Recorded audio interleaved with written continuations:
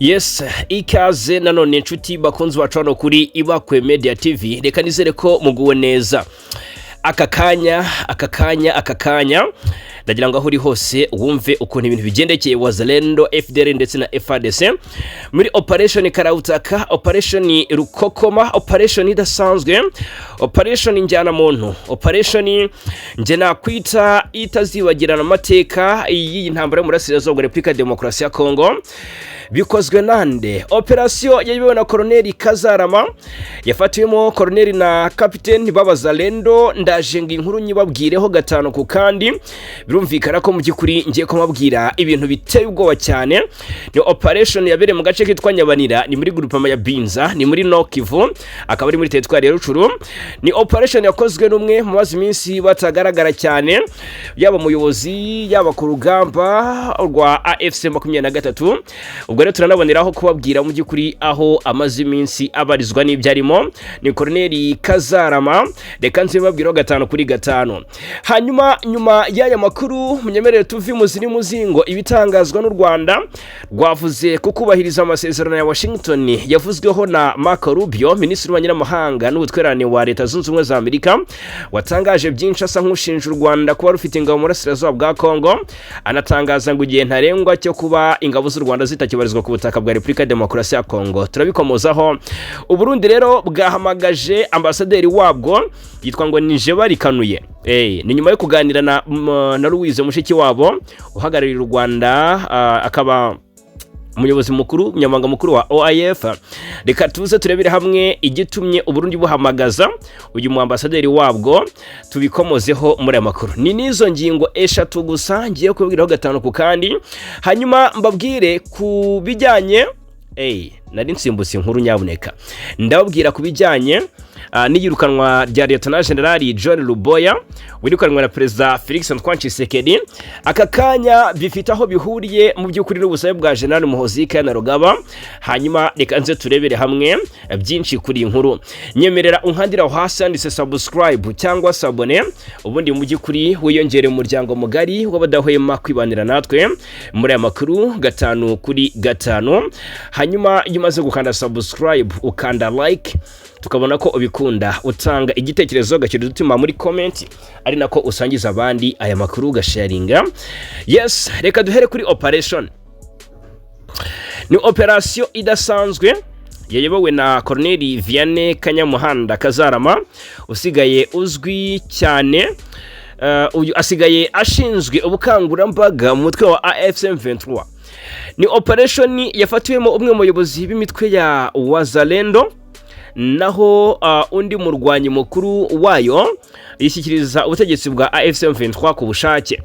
Ni operation yabereye mu gace ka Nyabanira, ni muri groupement ya Binza muri territoire ya Rucuru. Muri operation Colonel Kazarama n'itsinda yarayoboye bafashe uwitwa Ngabo Jean de Dieu unazwe ku mazina ya Kadogo muri Ndahami Jean de Dieu. Uyu akaba yari yitaga Colonel mu mitwe ya Wazalendo. Uretse ifatwa ry'uyu mu Colonel autoproclamé, iyo operation yanatumye Captain witwa ngo ni Shukuru abona ko nta yandi mahitamo, nta bundi bw'inyagamburiro, nta bundi bwihisho, nta handi ho gukwepera. Uyu rero Shukuru yahise yishyikiriza ubuyobozi bwa AFC 23 ku bushake. Ni mu gihe ingabo z'uyu mutwe zanafashe intwaro zitandukanye zari mu maboko y'abo barwanye n'imbunda z'amoko atandukanye zibarirwa mu 10. Amakuru yatangajwe n'umuyobozi bwa AFC 23 avuga ko imbunda zafashwe zirimo nini yo mu bwoko bwa PKM, harimo ibisasu bibiri bya RPG ndetse n'imbunda zirindwi zo mu bwoko bwa SMG cyangwa submachine gun. Hanyuma ku munsi wo kuwa kane tariki 4 Kanama nibwo Colonel Kazarama nkuko bivugwa yashyikirije bari abayobozi bari abarwanyi ubuyobozi bwa territoire ya Rucuru, aho bakiriwe n'umuyobozi w'iyo territoire Ephraim Kabasha. Yashimye ibikorwa by'ingabo za M23 ARC Armée Révolutionnaire Congolaise avuga ko ifatwa rya Jean Dodier Muzalendo ndetse no kwishyikiriza kwa Captain Shukuru ari intambwe ikomeye mu rugamba rwo kugarura umutekano muri Binza no mu bice bikikije aka gace ka Binza ku muri teritwari ya Rucuru. Hanyuma yagize ati turashimira ingabo zacu ku kazi keza zakoze, buhoro buhoro tuzategura neza ikibazo tuzagenzura neza ikibazo cy'umutekano muri groupema ya Binza kandi amahoro agaruke burundu ku nyungu z'abaturage bose. Uyu muyobozi yanahamagariye abandi barwanyi ba Wazalendo n'indi mitwe yitwaje intwaro ikigaragara muri Rucuru gushyira hasi intwaro bakinjira mu nzira y'amahoro no gufatanya n'ubuyobozi mu kubaka umutekano n'iterambere by'akarere. Ni operation yabaye mu gihe AFC M23 ikomeje gushyira imbaraga mu guca intege imitwe yitwaje intwaro ikorera mu bice igenzura mu rwego rwo gushimangira umutekano no korohereza abaturage gusubira mu bikorwa byabo bya buri munsi. Ni operation yayobowe na Colonel Kanyamuhanda Kazarama, bigaragara ko yaramaze iminsi atavugwa cyane muri M23. Twibaza tese yabarizwaga he, yarari muri he department ko yongeye kuvugwa cyane nk'uri kuyobora ama operation yo gufata bugwate no guhiga bukware abagize imitwe ya Wazalendo na FDLR bakomeje gukorera amashyamba yahariye muri Burasirazuba bwa Repubulika ya Demokarasi ya Kongo byuka muri teritwari ya Rucuru. Ese Kazarama ni muntu ki? Uyu yigeze kuba umuvugizi mu bya gisirikare wa M23 mu myaka yashize ya M23 nk'uko amakuru abivuga. Iyo mu mwaka wa 2012 ya M23 yarwanye bikomeye ni 2012 na 2013 gutyo. Ya yindi yarwanye bikomeye gafata umujyi wa Goma ikaza kurekura. Icyo gihe rero Kazarama yari umuvugizi mu bya politiki wa M23. Ni Lieutenant Colonel Vianney Kanyamuhanda Kazarama n'ubwo basirikare bamenyekanye cyane mu mutwe wa M23 cyane cyane mu ntangiriro z'umwaka wa 2012 aho yari umuvugizi wa gisirikare w'uyu mutwe mbere yo kuba muri M23. Yarabaye mu nyeshyamba za CNDP nyuma aza kwinjizwa mu ngabo za Repubulika ya Demokarasi ya Kongo FARDC hakurikijwe amasezerano y'umwaka wa 2009. Rero akomoka mu Burasirazuba bwa Kongo mu gice cya Kivu, yari umwe mu basirikare ba CNDP mbere yuko uwo mutwe usinyana amasezerano na leta ya Kinshasa muri 2009. Muri 2012 bamwe mu bahoze muri CNDP nabyibuka nibwo mu byukuri ibintu biyishyirwa mu bikorwa ry'ayo masezerano batangije umutwe wa M23 maze Kazarama aba umuvugizi mu bya gisirikare w'uwo mutwe. Uruhare rwe muri M23 rwakomeje kuba runini cyane ko Kazarama yabaye umwe mu bantu b'ingenzi bavugaga rikijyana, bavugaga cyane mu itangazamakuru asobanura impamvu M23 yafashe intwaro.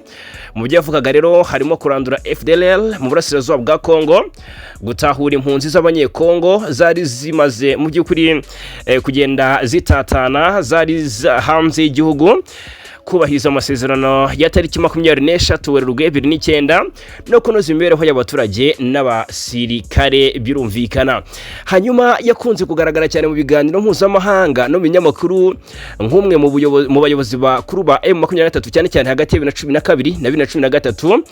Nyuma ya M23 ya mbere rero, nyuma y'insinzwi za M23 2013, Kazarama yagaragara mu bitangazamakuru asesengura ibibazo byo mu Burasirazuba bwa Repubulika ya Demokarasi ya Kongo ndetse anatanga ibitekerezo bye ku bibazo bya FARDC, FDLR na M23 nshya. Mu myaka ya vuba yagiye atanga ibiganiro kuri televiziyo n'imbuga nkoranyambaga zitandukanye nk'uwahoze ari umuvugizi wa M23 uza amateka yayo. Muri make rero ubwo ninjiye ku mayange mbakire ku mayange ku mateka ye. Uyu Vianney Kanyamuhanda Kazarama azwi cyane nk'uwabaye umusirikare wa CNDP, umusirikare wa FARDC nyuma y'amasezerano ya 2009, yabaye umuvugizi wa M23 hagati ya 2012 na 2013. Rero yanabaye umusesenguzi n'umutangabuhamya ku mateka y'intambara zo mu Burasirazuba bwa Kongo nyuma yaho M23 ya mbere itsindiwe. Rero byumvikane ko numwe mu badasanzwe.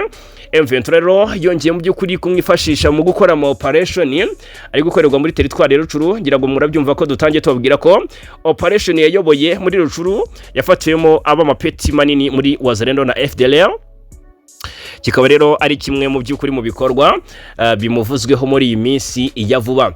Hanyuma ikindi twakomozaho reka mbabwire ibitangazwa n'u Rwanda ku makuru ari kuvugwa cyane ku ngamba z'ubwirinzi u Rwanda rwashyizeho mu kwirinda mu by'ukuri icyago cya rutera giturutse aho abanzi bategurira imigambi mibisha.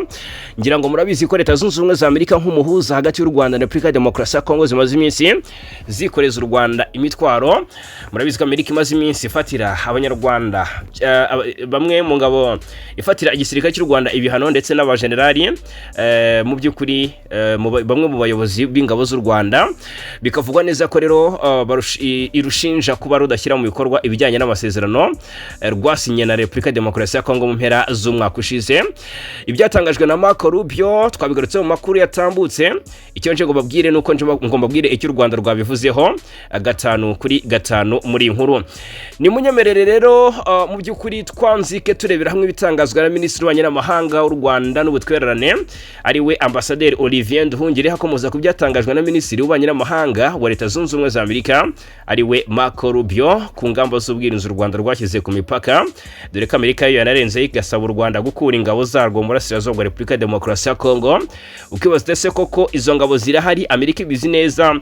Guverinoma y'u Rwanda rero yatangaje ko iri kubahiriza ibikubiye mu masezerano y'amahoro n'ubufatanye yasinyiwe i Washington, ariko rwibutsa ko amasezerano areba u Rwanda na Repubulika ya Demokarasi ya Kongo, nyamara yo ikomeje kuyarengaho ifasha umutwe w'iterabwoba FDLR guteje ikibazo ku mutekano w'u Rwanda no gukomeza kurasa ku basivile ikoresheje drone z'igisirikare. Ni bikubiye mu itangazo ryashyizwe hanze ku itariki 5 nyuma y'ikiganiro Minisitiri w'Abanyamahanga wa Amerika Marco Rubio yatangiye mu nteko nshinga amategeko ya Amerika muri komite ishinzwe ububanyi n'amahanga, avuga ku buryo amasezerano y'u Rwanda na Kongo ari kubahirizwa. Iki kiganiro kijyanye na gahunda y'ubutegetsi bwa Amerika yo gushyira Amerika imbere mu bubanyi n'amahanga cyabaye ku itariki 4 Kamena. Marco Rubio yavuga ko bishimira ko u Rwanda ruri gushyira mu bikorwa ibikubiye mu masezerano ya Washington yasinywe ku ya 4 Ukuboza 2025. Itangazo ry'u Rwanda rero rigaragaza ko rushima cyane ibikorwa bya Amerika, by'umwihariko ibijyanye n'amasezerano ya Washington ari nayo nzira yo gukemura umuzi w'amakimbirane ari mu burasirazuba bwa Kongo. Riti ariko ni ngombwa kwibutsa ko ibikubiye mu masezerano ya Washington areba u Rwanda na Kongo kandi asaba buri ruhande kuyubahiriza. Amasezerano ntabwo yashyirwa mu bikorwa na bamwe cyangwa se ngo ibigomba kubahirizwa n'uruhande rumwe bitandukane n'ibigomba kubahirizwa n'urundi ruhande. U Rwanda rwashimangiye ko ibibazo bidashobora gukemurwa mu gihe harimo kubogama. Ruti rero u Rwanda ruri gushyira mu bikorwa ibyo rwiyemeje bikubiye mu masezerano, ni mu gihe Kongo iri mu mirwano binyuze mu gufasha umutwe wa FDLR, umutwe ugizwe n'abajenosideri umaze imyaka irenga 30 ukorera ku butaka bwa Kongo kandi uracyabangamiye umutekano w'u Rwanda. U Rwanda kandi rwamaganye ibikorwa bya Kongo byo gukomeza gukoresha drone mu kurasa mu bice bituwe n'abaturage. U Rwanda rwashimangiye ko ruzakomeza kubahiriza amasezerano yasinyiwe i Washington, gufatanya na Amerika n'abafatanyabikorwa bo mu karere n'ahandi mu guteza imbere amahoro n'umutekano mu karere k'ibyaga bigari.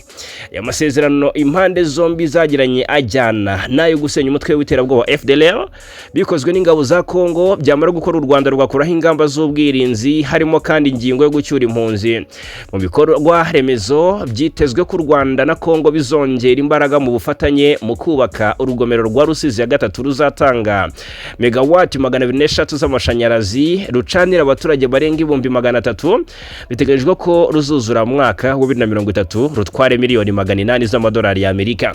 Hari kandi ibijyanye n'amabuye y'agaciro, aho u Rwanda na Kongo bazajya mu cyiciro kirenze kuyacukura byatunganye kuko ari bwo yagirira inyungu abaturage bo mu karere, kandi ko hazajyaho amategeko ahuriweho ajyanye n'umutekano w'ubucuruzi bwayo.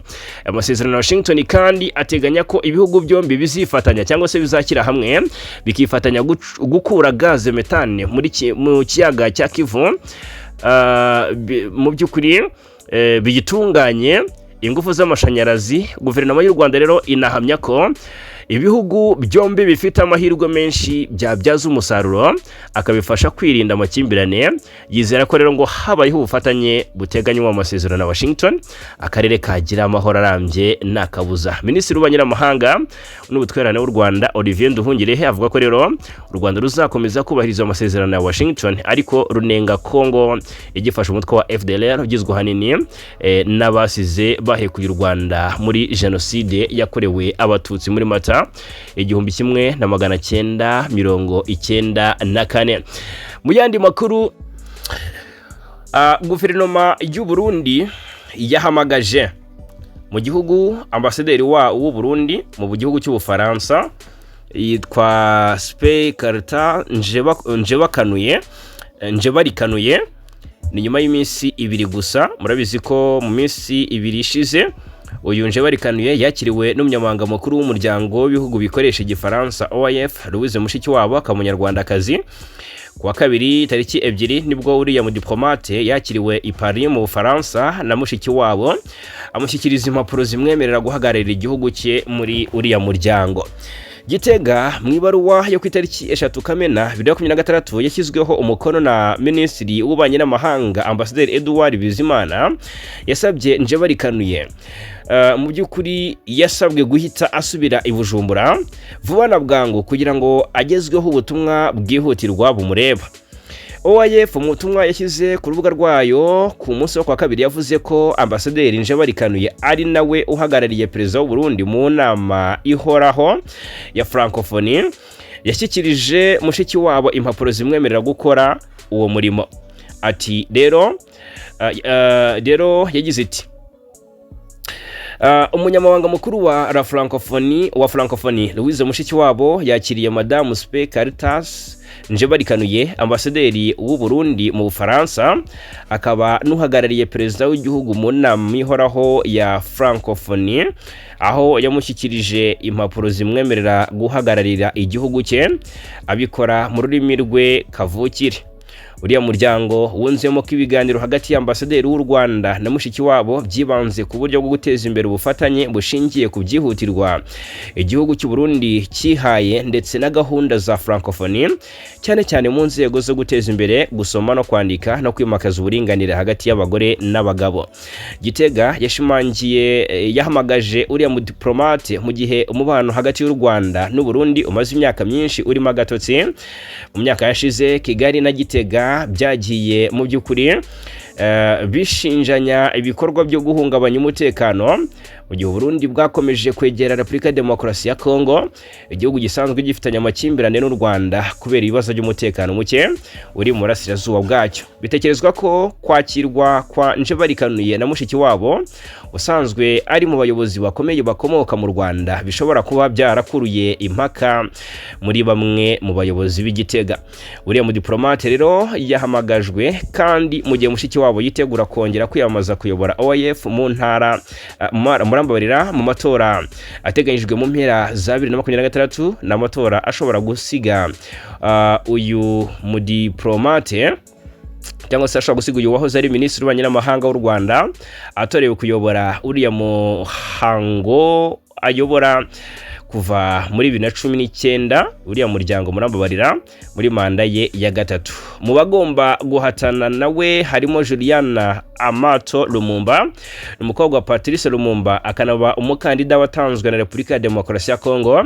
Byitezwe ko agomba gushyigikirwa n'igihugu cy'u Burundi. Hanyuma reka mu by'ukuri mbabwire cyangwa se reka turebe ndetse mu by'ukuri tunagereranye turebe ibya Perezida Ndayishimiye ku kibazo cy'umutekano muri Burasirazuba bwa Kongo. Twagiye tubigarukaho ibyo yavuze, ibyo yagiye atangaza n'ibyo yakoze.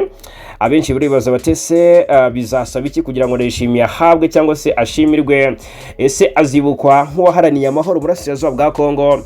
Ababyibaza rero bahera kuko mu by'ukuri yaroheje ingabo kurwanya M23 zirwana ku ruhande rwa leta bikagorana, bahera ku kuba yari yohereje ingabo mu butumwa bwa ASRF cyangwa se East African Regional Force mu Burasirazuba bwa Kongo. Izi ngabo zari zaje ari z'u Burundi, Tanzania, Kenya Sudani y'Epfo, Uganda, ariko birangiriza ingabo z'u Burundi zigumyeyo zirwana kurane rwa guverinoma Kinshasa.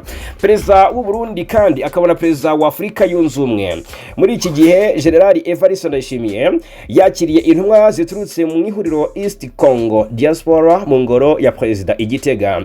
East Congo Diaspora ivuga ko ari urubuga rw'ingenzi mu gushaka ishoramari no kwagura ubukungu mu burasirazuba bwa Congo rukorera muri leta zunze ubumwe za Amerika. Ku munsi wa gatatu umuyobozi w'izo ntumwa Pastor Joshua Kibenzi Munonge yashyikirije perezida Ndayishimiye impano y'ifoto ye mu rugo rwe mu gushimira rero ubwitange adahwema kugaragaza mu guharanira amahoro n'umutekano n'ubwiyunge mu burasirazuba bwa Congo nk'uko byashyizwe ahagaragara na Perezidansi y'u Burundi ibinyujije kuri X Twitter. Pastor Joshua Kibenzi Munonge yashimiye ubuyobozi bwa Perezida Ndayishimiye no kwifatanya kwe n'abaturage baba mu bice birimo amakimbirane, anongeraho no gushimira abaturage b'Abarundi bakiriye impunzi z'abanyekongo. Uyu muyobozi rero w'izo ntumwa yijeje Perezida w'u Burundi ko ibisekuru biriho ndetse n'ejo hazaza mu burasirazuba bwa Congo bizibuka Perezida Ndayishimiye nk'umuntu waharaniye amahoro, wagize uruhare runini mu gushakira igisubizo kirambye ikibazo cy'umutekano mu karere k'ibiyaga bigari. Hanyuma ese koko Perezida Ndayishimiye arashaka umutekano mu karere? Reka tubirebere hamwe muri iyi nkuru. Uruhare rw'u Burundi mu kurushaho guhungabanya umutekano muke mu karere k'ibiyaga bigari rwagiye rugarukaho cyane mu ntambara mu burasirazuba bwa Repubulika ya Demokarasi ya Congo. Ubutegetsi bwa Gitega bushinjwa n'u Rwanda n'imiryango mpuzamahanga gucumbikira no gufasha imitwe yitwaje intwaro. Ubufatanye buvugwa cyane n'ubu mu by'ukuri n'ubu bukurikira: gufatanya na FDLR. Inzego z'umutekano z'u Rwanda n'umuryango mpuzamahanga muri raporo zitandukanye bagaragaje ko Burundi bufasha ndetse bukanakorana n'umutwe wa FDLR muri Kivu y'Epfo n'Amajyaruguru, kandi mu by'ukuri bikabangamira umutekano w'u Rwanda. Gufasha imitwe nka FLN, Burundi bwavuzweho mu nkuru zitandukanye kuba inzira y'indiri cyangwa se inzira n'indiri by'abarwanyi umutwe wa FLN wigeze kugaba ibitero ku butaka bw'u Rwanda nk'ibyiciye abantu muri parike ya Nyungwe no mu turere twa Nyaruguru. Gufatanya na FARDC, guverinoma y'u Burundi ifatanya n'ingabo za FARDC ndetse n'imitwe ya Wazalendo bagamije kurwanya ihuriro ry'inyeshyamba za M23, ibintu bituma imirwano ikomeza gufata indi ntera no guhungabanya ituze ry'abaturage. Izi ngabo rero z'ibihugu byombi kandi zikunze gushinjwa kugira uruhare mu bitero byibasira abaturage cyane abo ngo kuganya murenge muri Kivu y'Amajyepfo n'abandi batandukanye mu bice byenzurwa na M23. Ese koko Perezida w'u Burundi mukurikije ibyo mbabwiye muri iyi nkuru azibukwa nk'uwaharaniye amahoro mu burasirazuba bwa Congo? Iyo ni inkuru mbabwira ko ngira ngo namwe ubwanyu mutange ibitekerezo birumvikana, kuko uruhare rwe mwicwa ry'abaturage b'abatutsi mu burasirazuba bwa Congo n'abanyamurenge muri Kivu y'Amajyepfo abenshi bararukerensa, ariko biragaragara ko u Burundi bukomeje kuba bwenyegeza ikibazo cy'umutekano mu burasirazuba bwa Congo, kikaba gikomeje gufata indi ntera, nyamara u Burundi bubigezemo uruhare. Hanyuma rero nimunyemerere mbabwire ko Minisitiri w'Ububanyi n'Amahanga w'u Rwanda n'Ubutwererane Olivier Nduhungirehe yatangaje ko umubano w'u Rwanda na Amerika umeze neza kuko watanze umusaruro ufatika mu ngeri zitandukanye zirimo ubuzima, ubucuruzi, umutekano n'ibindi, ndetse ahamya ko Amerika ari umuhuza mwiza ushobora gufasha kugera ku mahoro arambye mu karere k'ibiyaga bigari mu gihe yaba umuhuza utabogamye. Yabigarutseho ku munsi w'ejo buri tariki 4 mu birori byo kwizihiza isabukuru y'imyaka 150 y'ubwigenge bwa Amerika byabereye kuri ambasade ya Amerika mu Rwanda. Olivier Nduhungirehe yavuze ko kwizihiza isabukuru y'imyaka 150 y'ubwigenge bwa Amerika bibaye mu gihe Amerika n'u Rwanda byizihiza isabukuru y'imyaka 64 bimaze bifitanye ubufatanye. Ati ubufatanye rero hagati y'u Rwanda na Amerika bwatanze umusaruro mu nzego zitandukanye nk'ubuzima, ishoramari, ubucuruzi, guhanga ibishya, umutekano kandi n'ibindi byinshi, ku buryo rero ati dufatanya mu guteza imbere imibereho y'abaturage b'u Rwanda kandi tukaba tubyishimiye. Mu Rwanda hari sosiyete z'ubucuruzi z'abanyamerika zikora imirimo itandukanye, hari harimo n'ubucukuzi bw'amabuye y'agaciro. Ati hano hari sosiyete z'abanyamerika nka sosiyete y'abanyamerika yitwa Trinity Metals icukura amabuye y'agaciro mu rwego rwa tungsten. U Rwanda ni urwa gatandatu ku isi mu kugira tungsten, tukaba twaranohereje mu mezi ashize tungsten ku isoko ryo muri Amerika. Ni ibintu byiza byo kwishimirwa. Amerika kandi yabaye umuhuza mu biganiro byahuje u Rwanda na Congo, yasize hasinywa amasezerano y'amahoro n'ubufatanye mu by'ubukungu yashyizweho umukono i Washington DC ku ya 4 Ukuboza umwaka ushize. Ati rero Amerika kandi nk'uko mubizi ikaba ari n'umuhuza mu mishyikirano y'amahoro hagati y'u Rwanda na Congo, tukaba kandi twizera ko Amerika yadufasha kugira ngo tugarure amahoro arambye mu karere, ikadufasha mu gikuri iba umuhuza uhuza impande zombi ku buryo butabogamye, ari byo bizatuma mu byukuri tugera ku mahoro arambye mu karere. Na amasezerano impande zombi zagiranye ajyanye nayo gusenya umutwe w'iterabwoba FDLR bikozwe n'ingabo za Congo, byamara gukorwa u Rwanda narwo rugakora ingamba z'ubwirinzi, harimo kandi ingingo yo gucyura impunzi. Ibi ni rero mu bikorwa remezo byitezwe ko u Rwanda na Congo bizongera imbaraga mu bufatanye mu kubaka urugomero rwa Rusizi ya 3 ruzatanga megawati 206 z'amashanyarazi rucanira abaturage barenga 300,000. Biteganyijwe ko ruzuzura mwaka 2030 rutwaye miliyoni 800 z'amadolari y'Amerika. Hari kandi n'ibijyanye n'amabuye y'agaciro aho u Rwanda na Congo bizajya mu cyiciro kirenze kuyacukura biyatunganye, kuko ari byo cyangwa se aribwo yagira inyungu, akagirira inyungu abaturage bo mu karere, kandi ko hazajyaho amategeko ahuriweho ajyanye n'umutekano w'ubucuruzi bw'ayo mabuye. Amasezerano na Washington kandi ateganya ko ibihugu byombi bizifatanya gukura gaze metane mu kiyaga, bikumvikana ko bizanayatunganya bitunganye ingufu z'amashanyarazi. Guverinoma y'u Rwanda ihamya ko ibihugu byombi bifite amahirwe menshi mu by'ukuri byabyaza umusaruro ukabifasha kwirinda amakimbirane. Yizera ko rero habayeho ubufatanye buteganywa mu masezerano ya Washington, akarere kagira amahoro arambye. Aha rero ni Minisitiri Nduhungirehe asanga umuhuza utabogamye ariwe uzageza akarere ku mahoro arambye. Aha rero birasaba ko Leta Zunze Ubumwe za Amerika zidakomeza gufatira u Rwanda ibihano zirengagije mu by'ukuri uburyo guverinoma Kinshasa nayo nta gikora ngo ikire mu bikorwa ibikuye mu masezerano yasinyiwe i Washington DC muri Leta Zunze Ubumwe za Amerika. I Kinshasa haravugwa amakuru y'umudagekazi. Uyu mudagekazi kabisa yasebeje igihugu cye, ndabona bamusubije ni waba ariko yakoza agatendo. Ni Honorine Porsche ufite ubwenegihugu bw'Ubudage ukomoka muri Congo, yakatiwe n'ubutabera bwa Congo igifungo cy'imyaka 10 kubera uruhare yagize mu bujura bwa banki i Kinshasa. Uyu yimure mu Budage kuri wa 4 tariki 4 nk'uko byatangajwe n'ibiro ntaramakuru bya Congo ACP. Kwimurwa kwe aherekejwe n'abapolisi b'Ubudage byakozwe mu rwego rw'ubufatanye mu bijyanye n'ubucamanza hagati ya Repubulika Demokarasi ya Congo n'Ubudage. Bivuga ko byaje nyuma yo kugerageza kwiyahura kwa Honorine Porsche muri gereza nkuru ya Makala i Kinshasa. Uyu yatawe muri yombi rero mu kwakira umwaka ushize, akatirwa n'urukiko rwa gisirikare rwa Kinshasa Gombe igifungo cy'imyaka 10 kubera ubujura mu ishami rya Rawbank riherereye mu gace ka Matonge gaherereye muri komine Kalamu hariya i Kinshasa mu murwa mukuru wa Repubulika Iharanira Demokarasi ya Congo.